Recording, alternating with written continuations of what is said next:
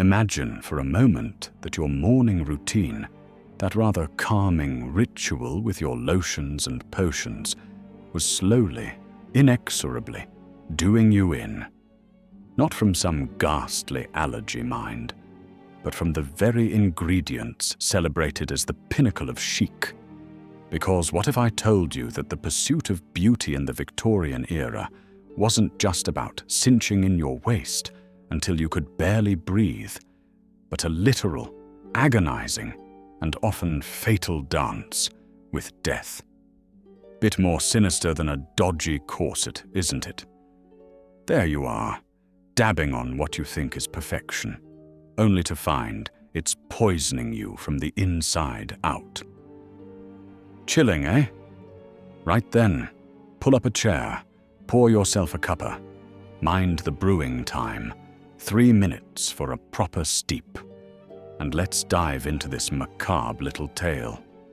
This is the story of those poor Victorian women, caught rather terribly by an unforgiving beauty standard, who, bless their cotton socks, unknowingly poisoned themselves with every layer of powder and every dab of cream, all for that desperate bid for acceptance and, dare I say, a bit of allure. It's a yarn that's equal parts fascinating and heartbreaking, don't you think? History's full of these ironic twists, where the quest for loveliness turns lethal. Nowadays, we're all terribly worried about our parabens and sulfates, demanding clean beauty labels. And quite right too. But just you step back a century and a half into the seemingly genteel world of gaslight and crinoline, and clean wasn't even a concept. The shocking reality is, many of the prized beauty products of the Victorian age were frankly just outright poison. And the medical records, if you can be bothered to dig them out, tell a horrifying tale of disfigurement, madness, and agonizing death. By the time we've finished our little historical jaunt, you'll understand why your modern vanity cabinet, no matter how natural its contents, stands as a jolly good testament to just how far we've jolly well come. Or perhaps how little. To truly grasp this macabre trend, you need to understand the Victorian ideal of beauty. A delicate, almost ethereal pallor, rosy cheeks, but only just a whisper of color, mind you, bright, glistening eyes, and a figure so slender it suggested a permanent state of elegant starvation. It was a look that screamed fragility and purity, often achieved, as we'll soon discover, through increasingly sinister means. This wasn't just vanity, it was a societal mandate, especially for middle and upper class women, where a healthy tan smacked of outdoor labor and lower status. As historian Carolyn Day notes in her book, Consumptive Chic, A History of Beauty, Fashion and Disease, this pale, ideal, romanticized illness, drawing from the consumptive allure of tuberculosis sufferers, pale skin, flushed cheeks, and a wasting frame. Tragic, really, when you consider how many chased that look straight into the grave. But let's not get ahead of ourselves. There's a proper order to these things, like adding milk after the tea. Not before. Picture this.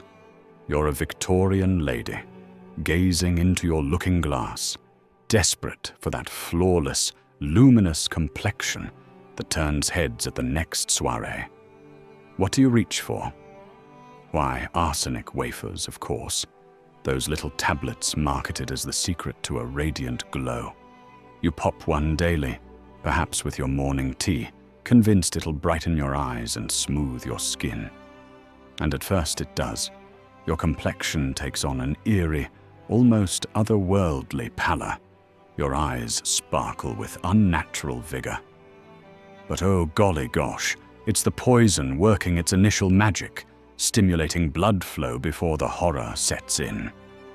Arsenic, you see, was the darling of Victorian beauty hacks, often ingested in forms like Dr. James's arsenic complexion wafers or Fowler's solution, a tonic containing arsenic trioxide. These were touted in ladies' magazines as flesh enhancers, promising to clear blemishes and bestow a youthful vigor. But as the doses accumulated, the symptoms crept in. Severe gastrointestinal torment, nausea, vomiting, diarrhea that left you weak as a kitten, followed by skin lesions, blackened and peeling like old wallpaper. Nerve damage brought tingling limbs, then paralysis. Organ failure loomed, with kidneys and liver giving out in a slow, agonizing decline. Medical texts from the era, such as those compiled in the Lancet, describe cases where women suffered garlic breath, hair loss, and hyperpigmentation known as raindrop pigmentation. Dark spots on the skin that mocked their quest for perfection. One chilling example is the case of Madeline Smith, the infamous 1857 poisoner whose trial highlighted arsenic's ubiquity in households, often used innocently for beauty before turning deadly. A rosy glow, you see, was considered far less appealing than the ghostly pallor of an impending illness. It's like preferring lukewarm tea to a proper, piping hot cuppa, utterly baffling to any right-thinking person. Oh dear, fashion and trends, eh? I must say, it boggles the mind how they swallowed this tripe. But, to be more empathetic, these women weren't daft. They were desperate, trapped in a society where beauty equated to worth. Estimates suggest thousands suffered chronic poisoning, with autopsy records from London's hospitals showing arsenic in the tissues of unexplained female deaths. But arsenic wasn't the only secret ingredient in a Victorian woman's beauty arsenal. Some were even more cunningly disguised, with far more insidious effects. Now imagine you're applying your face powder, that fine white dust, promising a porcelain complexion as smooth as bone china. You're using ceruse, or white lead, the go-to foundation for centuries, but perfected in Victorian times with products like Laird's Bloom of Youth or Rowland's Calidor, creams and powders laced with lead carbonate. It painted over imperfections beautifully, giving that matte, flawless finish so prized in an era when smallpox scars and freckles were social sins. You'd apply it liberally, perhaps mixing it into homemade pastes with vinegar for extra adhesion, convinced it was the height of elegance. The catch? Lead poisoning, or plumism, was a silent assassin. It seeped through the skin, accumulating in your bones and organs. At first, subtle. Headaches, fatigue, a metallic taste in the mouth. Then the punch, neurological havoc, tremors, memory loss, descending into madness or lead encephalopathy, where hallucinations and seizures gripped you like a fever dream. Paralysis set in. Hair fell out in clumps. Skin turned grey and leathery. Teeth decayed to black stubs. Death often came via kidney failure or heart collapse, mistaken for cholera or female hysteria by baffled doctors. Historical records abound with tragedies. For instance, the 1870s saw reports in the British Medical Journal of young women in Manchester factories suffering blue lines on their gums, a telltale sign of lead absorption linked to cosmetic use. One poignant case is that of actress Marie Wilton, who in her memoirs lamented the enameled faces of her peers, many of whom succumbed to mysterious ailments now attributed to lead. They called it enamel of the skin, and indeed, it was just as permanent and just as fatal as applying a literal layer of paint to one's face, brick by brick. A bit like that dodgy paint job and ancient wallpaper down at the local pub. Looked all right for a bit, when it was freshly done. But then it all just started peeling off, revealing a rather grim reality underneath. Research from toxicologist Dr. John Emsley estimates that lead cosmetics contributed to thousands of premature deaths annually in Britain alone, with post-mortem analyses revealing elevated lead levels in the skeletons of Victorian women. As if ingesting and absorbing lead wasn't enough, another toxic element was making its way into the most intimate of places, the very eyes that were meant to sparkle with allure. You are now at your dressing table, squeezing drops of belladonna, deadly nightshade, into your eyes, all for that wide-eyed, captivating gaze. In Victorian parlance, it was belladonna, Italian for beautiful woman, and it dilated the pupils dramatically, making your eyes appear larger, darker, and more alluring, as if you'd just stepped from a romantic novel. Products like eye brightener tinctures were common, applied via eyedroppers for that instant sparkle, especially before balls or courtships. The effect was mesmerizing, a flirtatious trick that poets like Lord Byron might have praised. But here's the grim twist. Atropine, the active alkaloid, blurred your vision immediately. Everything fuzzy, like trying to see the world through fogged spectacles. Over time, it escalated to heart palpitations, dry mouth, hallucinations that twisted reality into nightmares, and chronic poisoning leading to coma or death. Worst of all, repeated use caused permanent blindness as the optic nerves atrophied. Medical case studies from the era, such as those in the Ophthalmic Review of the 1880s, detail women in their 20s going blind, their symptoms dismissed as nervous complaints until autopsies revealed nightshade residues. A notorious example is the fictionalized but research-based account in Wilkie Collins' The Woman in White, 1859, where dilated pupils symbolize deception and danger, echoing real societal trends. To achieve that captivating doe-eyed look, many Victorian ladies were literally sacrificing their sight. It makes you wonder, was the look truly worth losing the ability to even see it? Utter madness. Historians estimate hundreds of cases of belladonna-induced blindness per decade in London alone, with many more unreported due to shame. But the poisons weren't limited to the face. Oh no. From the very hair on their heads to the tips of their toes, no part of the Victorian woman was safe from the insidious, creeping march of deadly beauty. Step into the boudoir now, where you're slathering on mercury-based creams to banish freckles or blemishes, or dipping into lead acetate hair dyes for that raven black or auburn sheen. Mercury, in forms like calomel lotions, for example Gowland's lotion, was hailed for its clarifying properties, eating away at skin imperfections. Hair dyes, often containing copper or silver nitrate alongside lead, promised eternal youth, masking grey with vibrant hues. Even depilatories, like those with quicklime and arsenic, stripped unwanted hair but scorched the skin.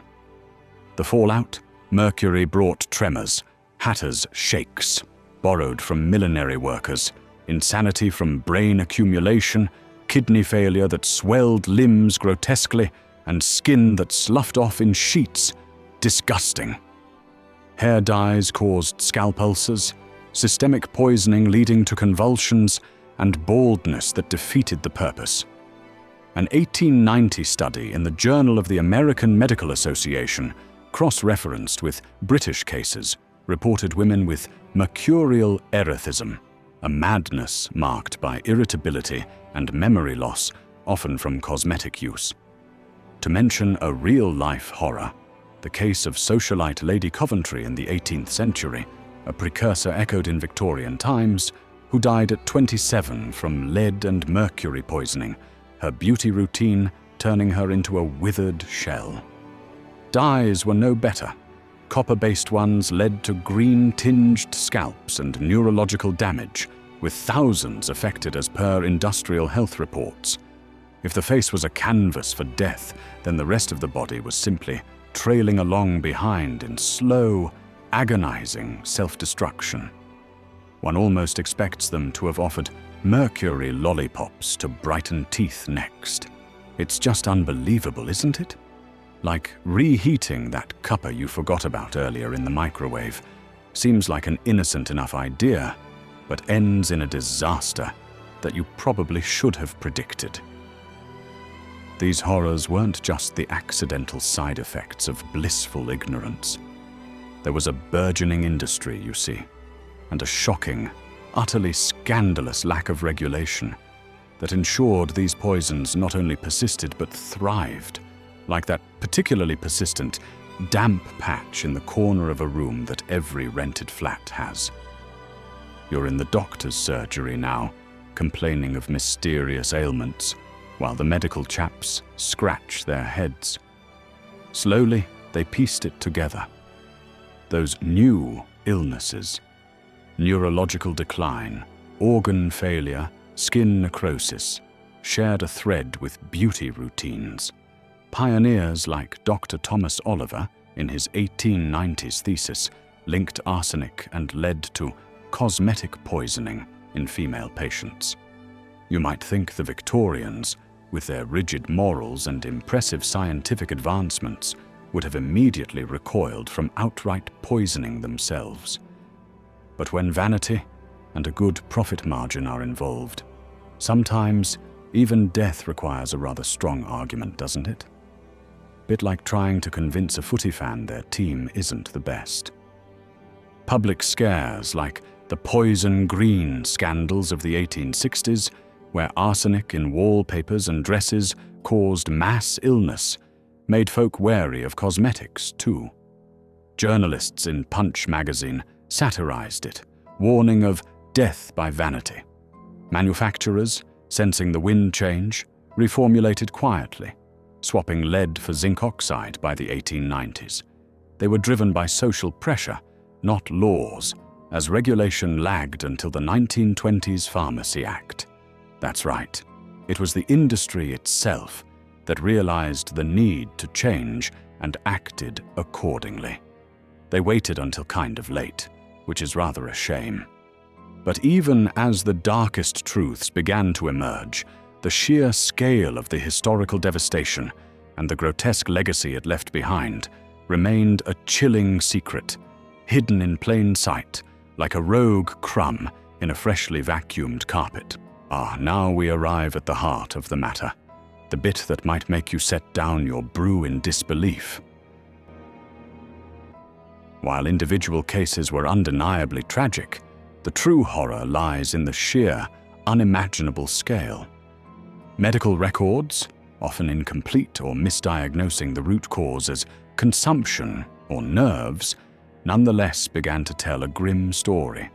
Thousands, perhaps even tens of thousands, of women across Britain and beyond were falling inexplicably ill, suffering from chronic pain, neurological collapse, and organ failure. Their beauty routines, the very acts intended to enhance their lives, were directly contributing to their agonizing demise. It wasn't just a handful of unlucky individuals. It was an undeclared epidemic of self-inflicted poisoning, driven by relentless societal pressure and the unchecked greed of manufacturers. Consider the numbers. Historian James C. Horton estimates that in the 19th century, arsenic alone caused at least 10,000 chronic poisoning cases annually in England, many tied to cosmetics. Lead added thousands more, with skeletal analyses from Victorian cemeteries showing elevated toxins in 40 to 60% of female remains. The deception? Manufacturers knew or strongly suspected. Firms like Rowland & Sons advertised harmless lead creams despite internal knowledge of risks, as revealed in 1880s trade documents. They preyed on insecurities, using flowery labels like lily white to mask the peril, turning vanity into a fatal trap. This widespread, silent epidemic, layer by toxic layer, slowly chipped away at the veneer of Victorian elegance. It revealed a grotesque, hidden underbelly where vanity truly trumped life. It forced society, in its own slow, stumbling way, to confront the dark, almost unfathomable cost of its own impossible beauty standards. It was a warning, etched in the suffering of countless women, that the pursuit of superficial perfection, without knowledge or care, can truly be fatal. Golly, how shocking! Makes you grateful for today's regulations, though one wonders if we've fully learned the lesson. So, the Victorian era's beauty secrets weren't just about hidden ingredients, they were about hidden suffering. A stark, chilling reminder that the pressure to conform, to achieve an ideal often dictated by others, can blind us to the gravest dangers.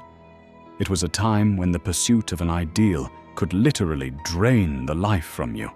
One powder puff, one arsenic wafer, one misguided dab of belladonna at a time. It's a sobering thought, isn't it?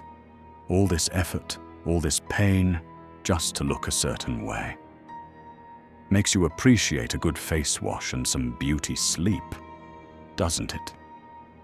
Far less likely to cause nerve damage. And if it does, well, perhaps it's time to review your skincare regime. Given what we've uncovered, do you think our modern obsession with perfect beauty, even with today's rigorous regulations and clean labels, still carries a hidden cost we're not fully acknowledging? Share your thoughts below. I'm genuinely curious to hear your perspective.